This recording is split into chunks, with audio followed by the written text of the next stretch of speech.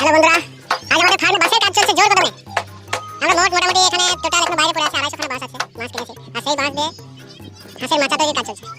এই যে দেখতে পাচ্ছেন শুকুর ভাই বসে বসে কাজের তদারকি করছেন এখানে, আর হাতে মোবাইল নিয়ে সব দেখাশোনা করছে। বাবু ভাই এদিকে বাঁশ কেটে প্রস্তুত করছেন, আর আমাদের ওইদিকে পুষ্পা আছে যে বাইরে থেকে, আর কাকা দুজন মিলে মাছগুলোকে ভিতরে নিয়ে আসছে। ধাপে ধাপে আমাদের ফার্মের অবকাঠামো গড়ে উঠেছে, দেখতেই পাচ্ছেন।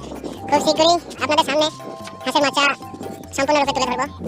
ঠিক আছে, ওই পারে আরো আমাদের কাকারা কাজ করছেন, যারা বাতা তৈরি করছেন চারিপাশ ঘেরার জন্য। তো আজকের মতো এখানেই, দেখা হচ্ছে পরের ভিডিওয়। ধন্যবাদ।